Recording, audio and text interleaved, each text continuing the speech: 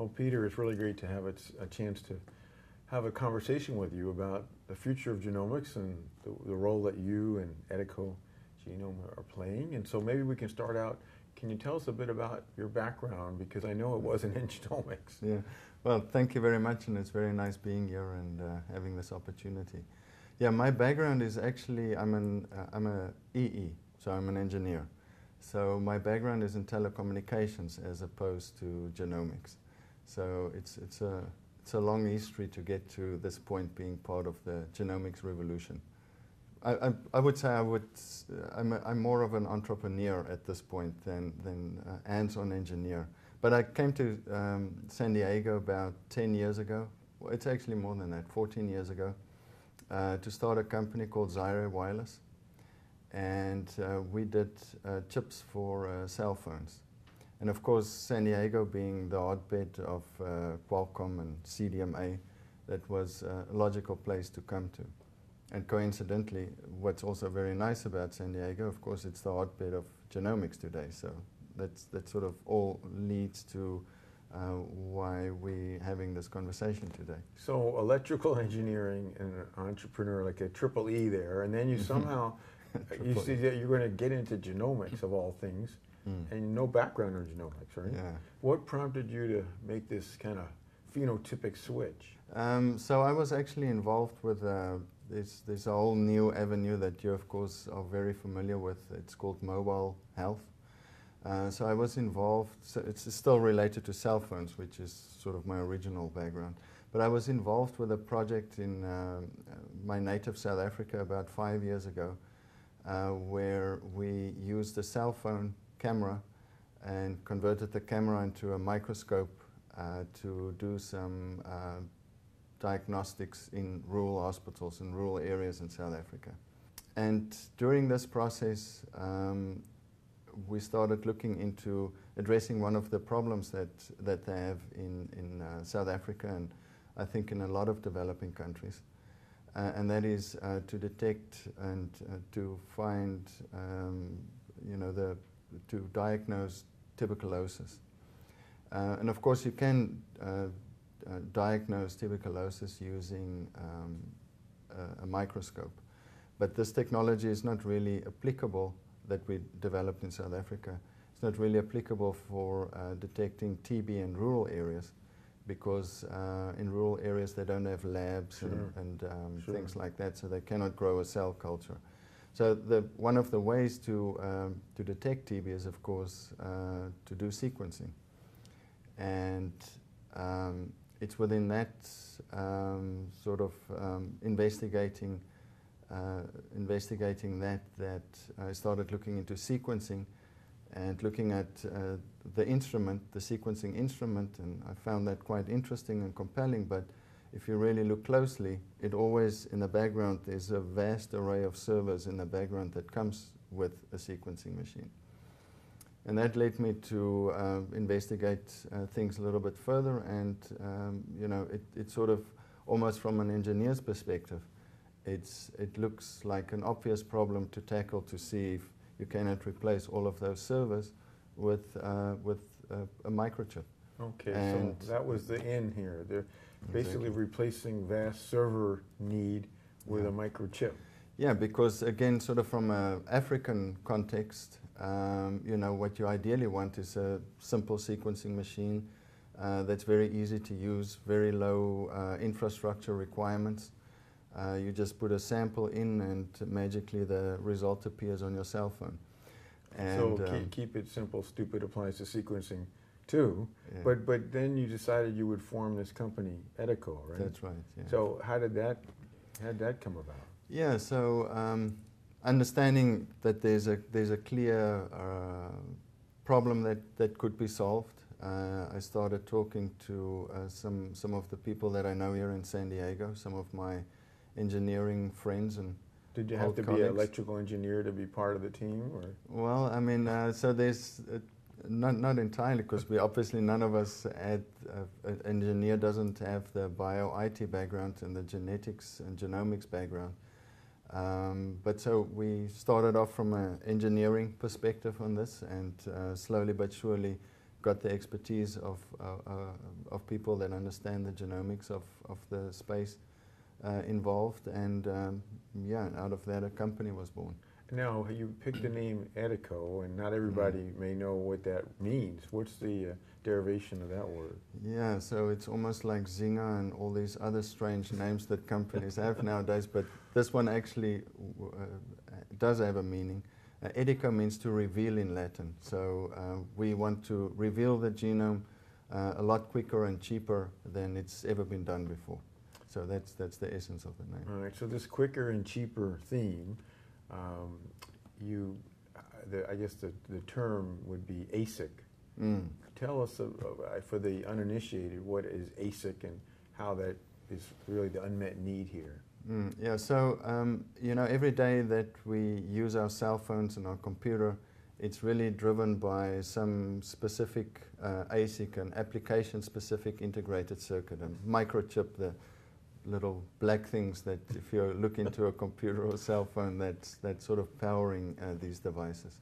Was that term just made just to make things confounded and difficult for the non-engineer, you think? Well, we try and keep up with the geneticists with all the different difficult words. No, application specific. So for instance, in a cell phone, the chip that's sort of at the heart of your cell phone is an application-specific integrated circuit. So it's specifically for cell phones and doing the cell phone modem and all the communication requirements that's needed to have a cell phone functional.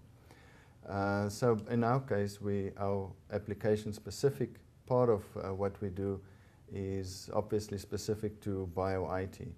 So we're actually doing a bio-IT processor, and it's the world's first, and we're very happy and proud about now you just kind of glossed over the world's first. That's kind of a big thing.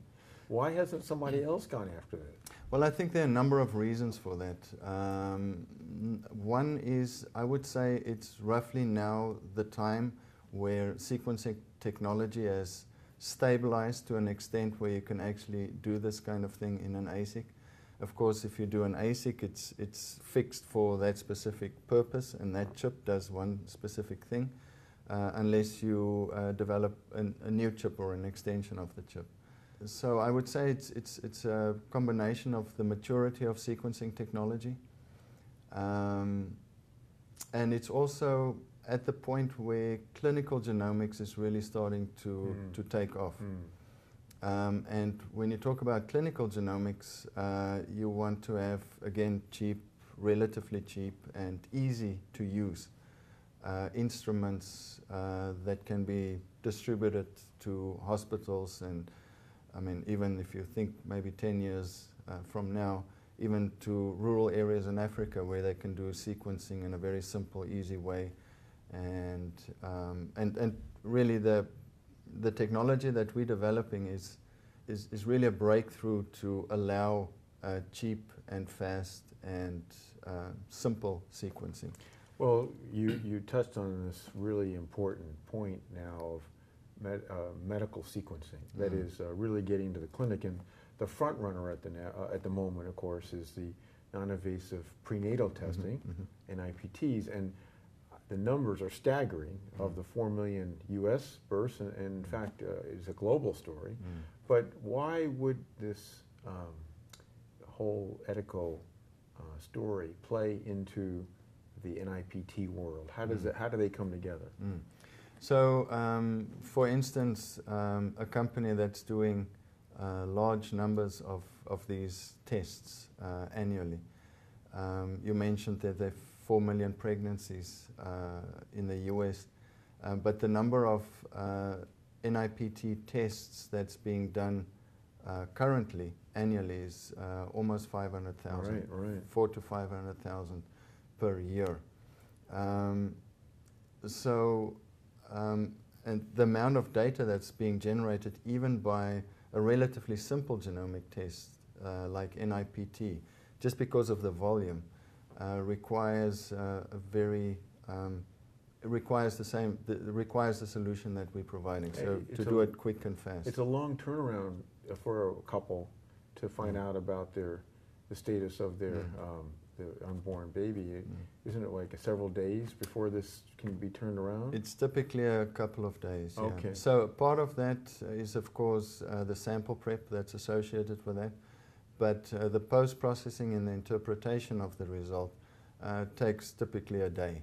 So with our technology, and we're working with some of the big companies in the space, it brings that turnaround time to, I mean, we do the processing in minutes as opposed to hours. So it's really very helpful for them. And if they have to retest, for instance, a sample, they can do it in the next run as opposed to waiting another 24 hours to 48 hours to redo this sample again. Yeah. So it really, and I think this is what's so compelling about, to me and my the people in our company in Edico, that we find so compelling, is because it makes a real difference. It has a real impact on people's lives. Yeah, well, that's pretty impressive, and that's just one way that this can go forward and make a difference. Another one is, of course, now with these X10 sequencers that will be deployed to do 100,000 or more sequences of people per year. That's a lot of sequence data, and I don't know if there's a readiness for this type of processing. So do you envision that's going to be a key part of all this? Yeah, absolutely.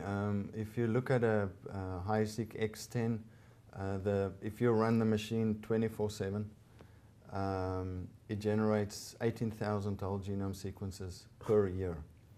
And that's unprecedented. I think maybe the total number of whole genome sequences that's been generated or sequenced to date is maybe in the tens of thousands. Yeah, yeah. So, so to have a machine or a technology that can deliver this, all of these sequences, 18,000 of them in a year is pretty staggering. So the end result of that is, of course, that it generates tons of data.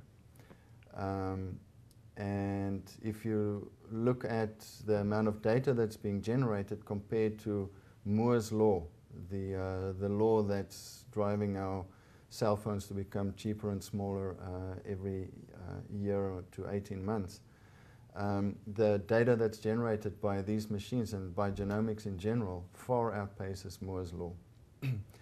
So, and that's where we address the problem by having a dedicated bio-IT processor that can very efficiently deal with all of this data. Further, if you look at the output of these X10 sequencers, they generate 150 genomes every 3 days, which means that you have to do the data that's coming out of these machines. You have to process these whole genomes within a 3-day period of time. Otherwise, there's going to start to create a backlog. So you need to have technology that can analyze 150 genomes in 3 days. And that means that you have to do one whole genome every roughly 28 minutes. And we can easily do that with our technology. Yeah, it's kind of interesting because otherwise the sequencing capability so greatly exceeds the ability to deal with the data. And so you've come along kind of at the right time. Did you know when you were working on Edico there was going to be this super sequencer that could rev things up so much? Well, I think the truth in any startup is unbridled optimism. Maybe and luck. And luck. Yeah. Believing that if there's a clear problem that needs to be solved, that problem in time will just become bigger. And I think we certainly have been lucky from that perspective to be there at the right point at the right time. I want to go back to this point you made about the Moore's law, and then for the first time transcending that through the cost of sequencing. But really, the whole story is it's Moore's law plus sequencing, because you need chips to deal with this data, and obviously now there's also chip sequencing, not so much the X10 ASICs, but rather, for example, the Ion Torrent and Genomics and others. So how do you see, for example, Gordon Moore, the Moore's Law guy, he's one of the first human beings ever to be sequenced through chips, which was ironic. But how do you see this intersection between this bio-IT processor chip that you've made and the whole sequencing, different platforms, you know, nanopores and chip sequencing, and of course the optical sequencing? Where do you see that all fitting in? Well, I think the future is most likely more in the silicon-based sequencing technologies. For instance, if nanopore technology can be manufactured in silicon, because there's a whole vast industry, the whole consumer electronic industry is built on CMOS technology. And the technology from LifeTech, where they do semiconductor-based sequencing. And just to put things in perspective, of course, when we talk about chip-seq and silicon-based sequencing, it's that step where you convert biology into digital words. So that can be and is digital, for instance, in LifeTech's technology or Thermo Fisher's technology. But I think this is where the future lies. It's essentially boiling down to this, that this sensor that converts the biology to digital words is a sensor in essence. Our chip is the heart, the processor that sits behind it. So in the end, the only thing that you will need is one of these chips, a sensor, together with our chip to build a very small, low-cost sequencer. A digital biological converter? There we go. Yeah. That's the one. Well, and it's actually, you know, really what you are right at the crux of convergence.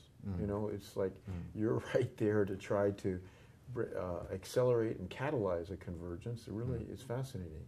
Now, you happen to be in San Diego, which is the home of the two largest genomics companies of the world. You mentioned Thermo Fisher and also, of course, Illumina. And then also, as your background with the wireless IT side. So what is it about working here that has been favorable to support the startup of Edico? Yeah, so of course the advantage of having a big company like Qualcomm here on the technology side, Illumina and Thermo Fisher on the genomics side, is that there's a vast pool of talent that can be drawn from, apart from the good weather, of course, that you can see outside. But I think another very key factor in Edico happening and realizing Edico was definitely EvoNexus, which is an incubator here in San Diego. And you know, we've had numerous very significant introductions that we could get avenues into through EvoNexus. So there's a lot of infrastructure in San Diego, both talent-wise and also startup-wise, to facilitate you know, new ideas and make them all come to fruition. Yeah, no, it does seem like the genomics success here in San Diego is really going to another level. Oh, yeah. I saw just recently that the Human Longevity Inc. has ordered 4 X10s rather than 2. They already had 2. So they will be the largest sequencing facility, at least until another one kind of outdoes it. And so it seems like this is coming right along at the right time. Not just, of course, as we talked about, anything that scales genomics, particularly as you mentioned in the medical interface, like the NIPTs and like these large sequencing projects. Also, it seems like cancer, to be able to come up with the individualized treatment of cancer, it's going to rely on sequencing. And there are not too many large scale yet. I mean, there's a couple of companies that are in that space, but eventually that might also be one to use this basically bio-IT processor. Oh yeah, absolutely. I think especially in cancer where the coverage is 1,000 times sometimes, and where they sequence RNA, sequence the tumor and healthy cells at very high coverage. It's just generating a lot more data, and that's really where you need a processor. That's where you come into play. Now, that's right. Where is Edico right now? Is this theoretical or is this like the real deal? Where does the technology stand today? Yeah, we have already a very, not just a demo of our technology, but we've already given our technology to some of our alpha customers. They're busy evaluating the technology. And so we're working with them, and we're helping them, solve some of their problems, understanding their problems. They're also helping us, going through some of the bugs and sort of fine-tuning the interfaces so that it works well with their needs and their requirements. So it's not just a theoretical concept, but it's actually working, and we will also be at Bio-IT World at the end of April. We have a booth there, and we look forward to interacting with more potential customers over there.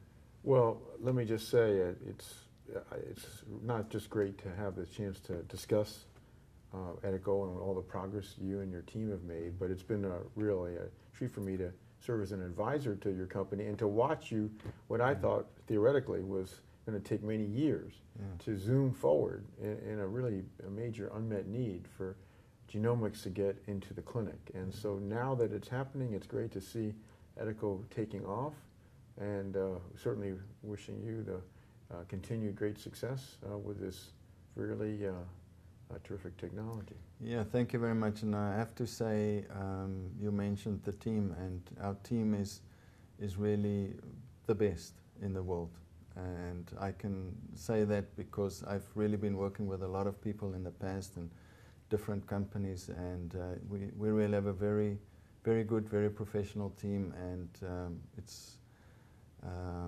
it's really because of them that we made such huge progress in such a short period of time. Well, I didn't know if you could do it, but it looks like you're zooming forward, so congratulations. Thank you very much. All Thank right. you, Eric.